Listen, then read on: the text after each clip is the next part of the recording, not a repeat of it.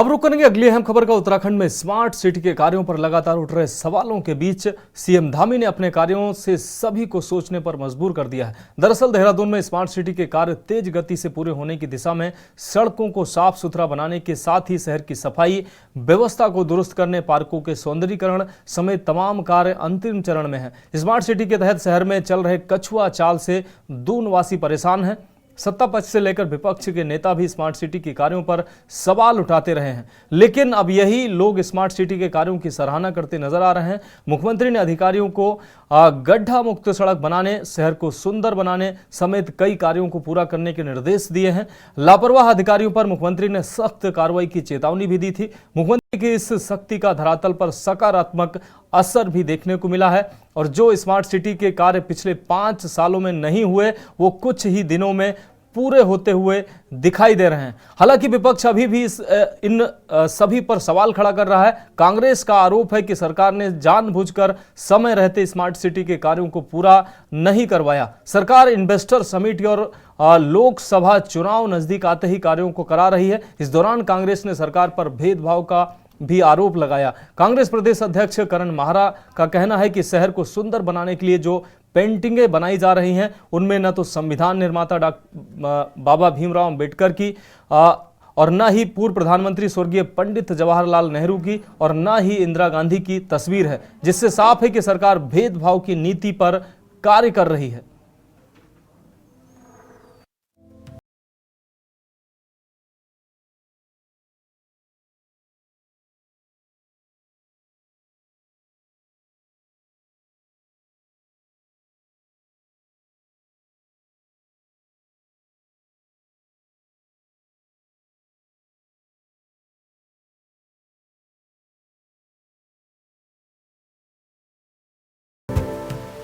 ये चमचमाती सड़कें, ये शानदार पेंटिंग, ये साफ सुथरी सड़कें कहीं और की नहीं, ये सब राजधानी देहरादून की तस्वीरें हैं। जी हाँ, ये सब साकार हो रहा है स्मार्ट सिटी लिमिटेड देहरादून के तहत। दरअसल कुछ दिनों पहले तक जिस स्मार्ट सिटी के कार्यों पर सवाल उठ रहे थे, उसी स्मार्ट सिटी के कार्यों की अब सराहना हो रही है। सरकार का दावा है कि स्मार्ट सिटी के कार्य अंतिम चरण में हैं। शहर की सड़कों को गड्ढा मुक्त बनाने के साथ ही सड़कों को साफ सुथरा बनाने, शहर की सफाई व्यवस्था को दुरुस्त करने, पार्कों के सौंदर्यीकरण समेत तमाम कार्य अंतिम चरण में हैं। आपको बता दें कि मुख्यमंत्री पुष्कर सिंह धामी ने अधिकारियों को गड्ढा मुक्त सड़क बनाने, शहर को सुंदर बनाने समेत सभी कार्यों को पूरा करने के निर्देश दिए थे। लापरवाह अधिकारियों पर मुख्यमंत्री ने सख्त कार्रवाई की चेतावनी भी दी थी। मुख्यमंत्री की इस सख्ती का धरातल पर सकारात्मक असर भी देखने को मिल रहा है और जो स्मार्ट सिटी के कार्य पिछले 5 सालों में नहीं हुए, वो कुछ ही दिनों में पूरे होते दिखने लगे हैं। हालांकि विपक्ष अभी भी सवाल खड़े कर रहा है। कांग्रेस का आरोप है कि सरकार ने जानबूझकर समय रहते स्मार्ट सिटी के कार्यों को पूरा नहीं कराया।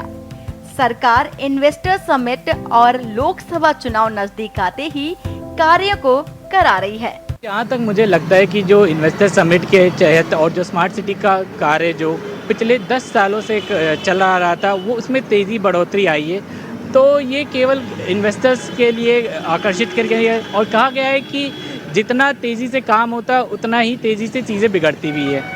तो मेरा ये मानना है कि सरकार जो वादे जो स्मार्ट सिटी के पिछले 5 वर्षों से कर रही थी, वो 5 वर्षों से अचानक जो ग्लोबल इन्वेस्टर समिट होना है, उसमें बढ़ोतरी के चलते देखिए कि सड़क जगह जगह पे जाम ट्रैफिक हो रहे हैं, लोगों को आने जाने में असुविधाएं हो रही हैं।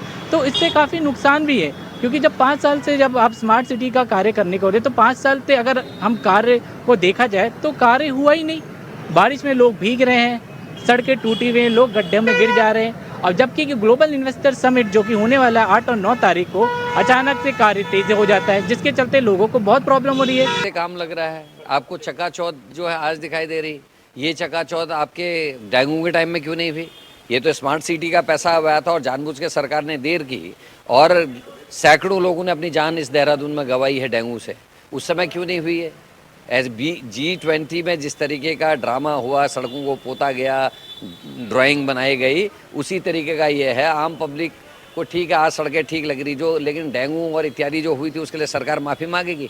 आपको ये चकाचौंध ठीक लग रही है, लेकिन जो रेहड़ी वाले, ठेले वाले, पानी पूरी बेचने वाले, दिए बेचने वाले, मटकी बेचने वाले, समोसा चाय बेचने वाले लोगों के जो रोजगार है आपने पिछले 7-8 दिन से उनको बंद कर रखा है, उसके बारे में सरकार का क्या कहना है? मैंने कहा ना कि पहले हो नहीं रहे हैं, अब काम होने लगे तो गुणवत्ता दिखाई दे रही है। ये नकारात्मक दृष्टिकोण ही तो कांग्रेस तो ले डूब रही है।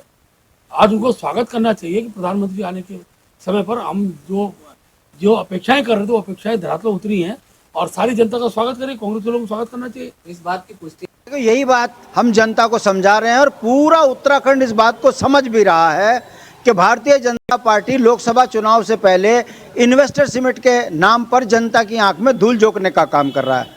प्रधानमंत्री का यहाँ आना ये बताता है कि भारतीय जनता पार्टी की ये चुनावी तैयारी है।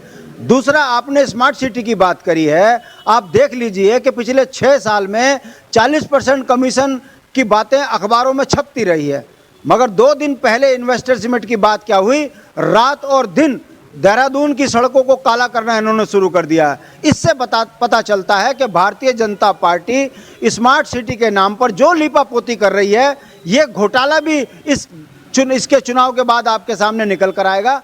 साफ सी बात है कि भारतीय जनता पार्टी केवल और केवल लाभ के लिए काम कर रही है। ग्राउंड के अंदर स्मार्ट सिटी भी फेल हो चुकी है, जाम से जनता परेशान है। उत्तराखंड का जो एक अच्छा शहर देहरादून था, ये आज रहने लायक नहीं बना है। ये स्मार्ट भारतीय जनता पार्टी ने जरूर किया है। स्पेशल डेस्क के न्यूज़ इंडिया।